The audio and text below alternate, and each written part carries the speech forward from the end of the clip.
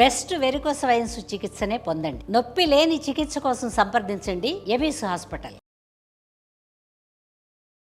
Hello hello పల్లవి, నేను విక్కీని.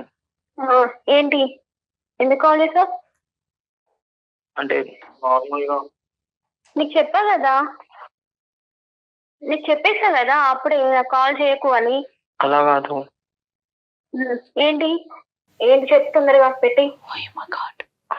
అదే అలా ఎలా మాట్లాడగలుగుతున్నావు నువ్వు నాతోటి? మరి ఎలా మాట్లాడాలి?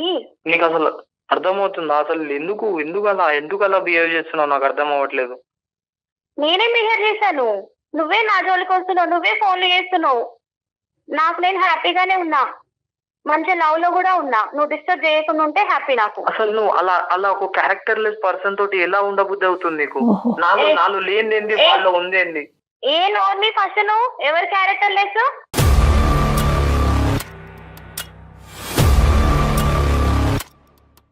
క్యారెక్టర్ డిసైడ్ చేయడానికి నువ్వెవరు? నా ఇష్టం, నా లైఫ్. అరే నీ లైఫ్ అని అంటున్నావు. నీ లైఫ్ లో వాడు మోసం చేస్తే ఏం చేస్తావు? నాకు తెలీదా? నేను చదువుకోలేదా?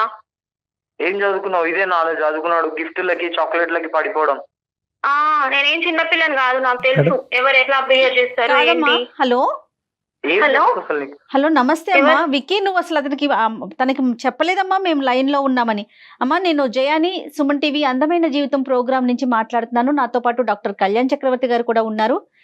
విక్కీ నీ మీద ఉన్న అపారమైన ప్రేమతో ఏం చెయ్యాలో తెలియక తనని తాను చంపేసుకోవటానికి రెడీ అయ్యి చివరి దశలో మాకు మెయిల్ చేశాడమ్మా, ఒకసారి నీతో మాట్లాడమని. ఎవరు? తనకి ఇవ్వండి ఫోన్. ఎవరు మీరంతా అసలు? విక్కీ లైన్ లోనే ఉన్నాడు. నేను లైన్ లోనే ఉన్నాను. ఎవరు వాళ్ళంతా? ఏం చేస్తున్నావు నువ్వు? అసలు ఏం చేద్దాం అనుకుంటున్నావు? అసలు నీకు అసలు మతే లేదు కదా. నీకు కొంచెం మతి తెప్పేయడానికి నువ్వు ఫస్ట్ మంచిగా మాట్లాడు. మతి లేదు గిట్ట లేదని మాట్లాడకు. అమ్మా పల్లవి, చిన్నపిల్లవి, నమస్తే అమ్మా. నేను డాక్టర్ కళ్యాణ్ చక్రవర్తి, సుమన్ టీవీ అందమైన జీవితం నుంచి మాట్లాడుతున్నానమ్మా. ఆ అబ్బాయి మీకు సర్ప్రైజ్ ఇచ్చాడు. ఆ అబ్బాయి తప్పే. అసలు ఫస్ట్ ఆఫ్ ఆల్ మీకు అసలు ఇంట్రడ్యూస్ చేసి మమ్మల్ని చెప్పి నిదానంగా మీకు చెప్పాలి. ఎస్పెషల్లీ ఇటువంటి సున్నితమైనటువంటి అంశాలు. ఈ అబ్బాయి రోజు నీతో మాట్లాడేటటువంటి అబ్బాయి కాదు. ఎప్పుడో అంతకుముందు ఒకసారి మాట్లాడాడు, మళ్ళీ ఇప్పుడు మాట్లాడటమే అని నేను అనుకుంటున్నాను. ఒక్కసారి అంటే మా పాత్ర అంటే జనరల్గా ఎవరిని పడితే వాళ్ళని మేము సెలెక్ట్ చేయమమ్మా. కొన్ని వందలాది వేలాది మెయిల్స్ వచ్చినా కూడా ఎక్కడైతే కనుక రిస్క్ ఫ్యాక్టర్ ఎక్కువ ఉంటుందో అనేటటువంటి అంశాల్లోనే మేము ఎక్కువ ఇన్వాల్వ్ అవుతాం. అలాంటివి ఈమెయిల్ సెలెక్ట్ చేసుకుంటాం.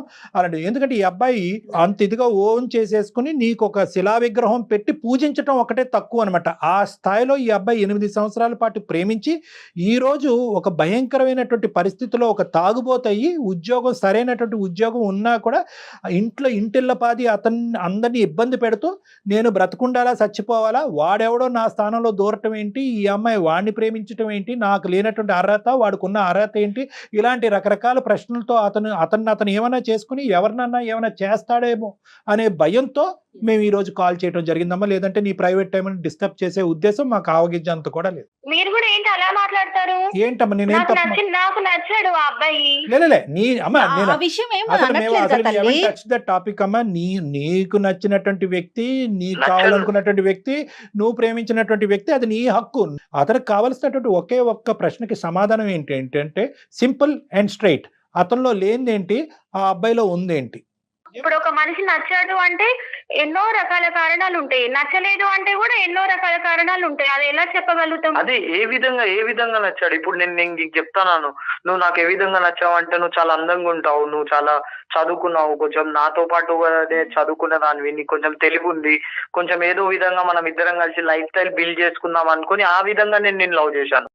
అలా వాళ్ళు ఏముంది, నాలో ఏం లేదు. చూడండి సార్, ఏ అమ్మాయి అయినా సేఫ్ అండ్ సెక్యూరిటీ కోరుకుంటుంది. ఇప్పుడు మా కాలేజ్ లో సీనియర్స్ నన్ను ఒకసారి ఏడిపిస్తుంటే మొత్తం చున్నీ ఇట్లా లాగేసి నన్ను చాలా రచ్చరచ్చ చేస్తే ఈ అబ్బాయి వికీ అనే అబ్బాయి ఇట్లా బండి మీద నా ముందు నుంచే వెళ్ళాడు.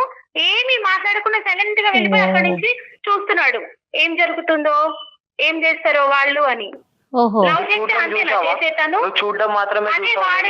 అదే వాడైతే నా అజయ్ అయితే తీసాలో నన్ను ఏడిపిస్తే కాళ్ళు పట్టుకొని అక్కడే కొట్టి చంపేశాడు తెలుసా. వాడు నీ అజయ్, వాడు అవరగాడు కాబట్టి అలా చేశాడు. అదే అవరగాడు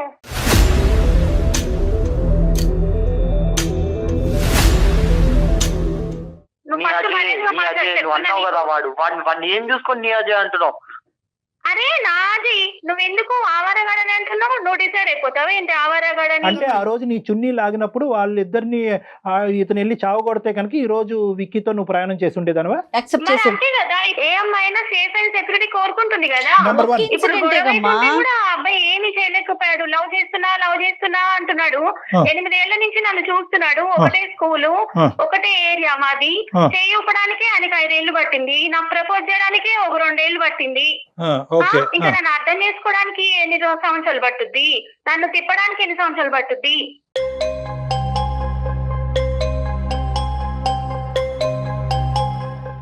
ఇంకా ఏంటమ్మా, పోనీ ఈ అబ్బాయిలో నచ్చినటువంటిది ఒక్కటి చెప్పు తల్లి, పుణ్యం ఉంటది. తనైతే ఎప్పుడు జోవెల్ గా ఉంటాడు సార్. ఎప్పుడు మంచిగా నవ్విపిస్తూ 10 మందిని నవ్విపిస్తూ ఉంటాడు. కాలేజ్ దగ్గర ఒక హీరో లాగా ఉంటాడు. అతను సిగరెట్ కాలిస్తే అసలు ఎలా ఊస్తాడంటే రింగులుగా ఊస్తాడు సార్. నిన్ను కాలిస్తాడా? సినిమాలో హీరో అలా చేస్తే మనం క్లాప్స్ కొట్టి విజులు వేయమా? ఏంటమ్మా రియల్ గా హీరో చేస్తే ఎందుకు ఆయన జీర్ణించుకోలేకపోతున్నాడు? ఏం పెళ్లి పీటల మీద కూడా రింగులు ఊతాడా వీడు? అలా కాదు. పెళ్లి పీటల మీద ఎందుకు తాగుతారు సార్? సరే నువ్వు చెప్పేది అంత కామెడీగా ఉంది. సిగరెట్ తాగి రింగులు ఊదినంత మాత్రాన పడిపోతావమ్మా వాడు వాళ్ళు.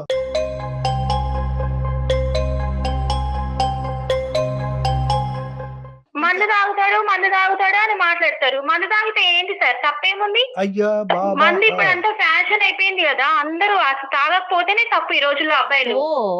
మంచి స్టేట్మెంట్స్ ఇస్తున్నావు తల్లి. సరేనమ్మా, కనువిప్పు కలుగుతుందమ్మా. నీ గురించి ఈ అబ్బాయి ఏం ఊహించుకున్నాడు, ఎన్ని సంవత్సరాల గురించి. నెక్స్ట్ ఏంటమ్మా? మందు ఒకటి, సిగరెట్ అసలు ఒకటి. నాకేం కావాలో నాకంటే ఫస్ట్ తనకే తెలుస్తుంది. నా మనసులో ఇలా అనుకోగానే తనే తీసుకొచ్చి ఇస్తాడు. పబ్కి వెళ్దాం అంటే ఇవాళ వద్దు నేను టైర్డ్ గా ఉన్నా అంటే కూడా తీసుకెళ్లాడు. ఏంటి నేను టైర్డ్ గా ఉన్నా అంటే కూడా తీసుకెళ్లాడు అంటే సడన్ గా 12 o'clock కేక్ తీసుకొచ్చి నాకు సర్ప్రైజ్ ఇచ్చాడు. నీ బర్త్డే అంటే నేనే మర్చిపోయాను అసలు నా బర్త్డే అని.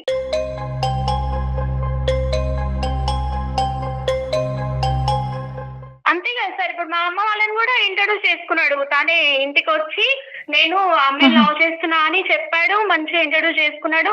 మా ఇంట్లో వాళ్ళు కూడా అబ్బాయి నీకు ఎప్పుడు దొరికాడు, ఎంత బాగున్నాడు, ఎంత క్యూట్ గా మాట్లాడుతున్నాడు అని అన్నారు. తెలుసా? ఏం చేస్తున్నాడమ్మా ఇప్పుడు అతను? ఏమన్నా పని చేస్తున్నాడు తల్లి? నీ చుట్టూ తిరిగి నిన్ను సాటిస్ఫై చేయటమేనా అన్ని విషయాల్లో? జాబ్ జాయిన్ అయ్యాడు కదా, అంతకు ముందు లేదు.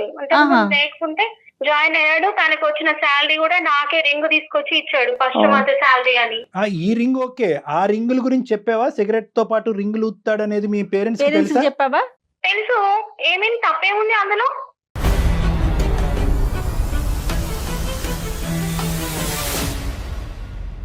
అబ్బో ఏందమ్మా ఫ్యామిలీ అంతా.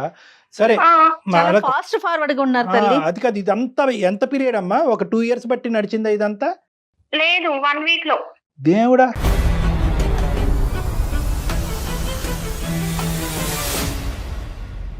ముందు రోజు వచ్చి చూసాడు, జస్ట్ ఇట్లా హాయ్ చెప్పాడు, హాయ్ అన్నా. నెక్స్ట్ డే మా వీధి చివర ఉండి నీతో మాట్లాడాలి బైక్ ఎక్కువ అంటే ఎక్కాను. దారిలో ఐస్ క్రీమ్ బండి ఉంది. ఐస్ క్రీమ్ తింటావంటే అన్నా. ఐస్ క్రీమ్ తినానో లేదో ఇట్లా నువ్వంటే నాకు చాలా ఇష్టం, ఐ లవ్ యూ అని ప్రపోజ్ చేశాడు.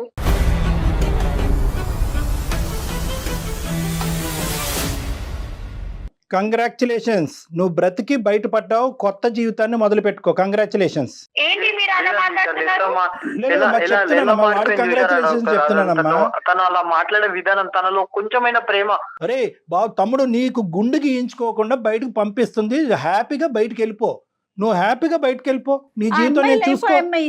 లేదా ఇవన్నీ చేయడానికి రెడీ అవ్వు, నిన్ను ముందుంటే ఇలా కొట్టేవాడిని తెలుసా? ట్రీట్మెంట్ ముందెలా ఉండేవాడు, ఇప్పుడు ఏంటి నీ లైఫ్? నీ లైఫ్ ఏంటి? నీ పేరెంట్స్ తోటి ఇలా మాట్లాడగలవా? వెళ్ళి నువ్వు ఫస్ట్ నీ పేరెంట్స్ వాడు ఏం చేస్తాడని చెప్తావు, వాడి దగ్గర ఏముందని చెప్తావు, వాడు ఏం చేస్తాడంటే ఏమని చెప్తావు? ఏంటి పల్లవి అసలు బజార్ దానిలా మాట్లాడుతున్నావు. ఒకటి పల్లవి, ఒకటే పాయింట్ నేను చెప్తున్నానమ్మా. నువ్వు తవ్వుకునేటటువంటి గొయ్యిలో నువ్వు పడతాను అని అనుకుంటే కనుక అది ఆపటానికి మేమెవరూ కాదు. ఎందుకంటే కనుక అజయ్ యొక్క ప్రవర్తన నీకు నచ్చింది, దాంతో ప్లస్ మీ పేరెంట్స్ కూడా నచ్చింది. ఇంత బలమైనటువంటి కారణాలు అందరికీ కనిపిస్తుంటే కనుక అందులో వీక్నెసెస్ చూపెట్టేటటువంటి బాధ్యత మేము తీసుకునేటటువంటి అవకాశం లేదు. నీకు అంత గొప్పగా కనిపించేటటువంటి అబ్బాయి రేపొద్దు నిన్ను సుఖపెడుతూనే ఉండాలి అనేటటువంటి ఆలోచనతో మేము విరమించుకుంటున్నాం, సెలవు తీసుకుంటున్నాం. ఇక్కడ కేవలం కౌన్సిలింగ్ కావాల్సింది, ఇందులోంచి బయటకు వేయవలసినటువంటి అబ్బాయి ఈ అబ్బాయి ఒక్కడే. అమ్మా ఒకే పాయింట్ నేను చెప్తున్నాను, ఈరోజు ఫోన్ పెట్టేసే ముందు, నువ్వు ఫోన్ పెట్టి విరమించుకునే ముందు ఒక్క మంచి మాట అయినా చెప్పదలుచుకున్నావా ఈ విక్కీ గురించి? ఇప్పుడు నా జోలికి రావద్దు, ఇప్పటిదాకా ఏదో కొద్దో గొప్ప ఏదో ఎదుర్కొంటూ ఉంటాడు ఒక అబ్బాయి అని అనుకున్నా గానీ, ఇప్పుడు నన్ను బజార్ దాన్ని అని మాట్లాడాడు కదా, అది పట్టుకున్నావా? నేను లవ్ చేయకపోవడమే నాకు ఇప్పుడు మంచిది అనిపిస్తుంది.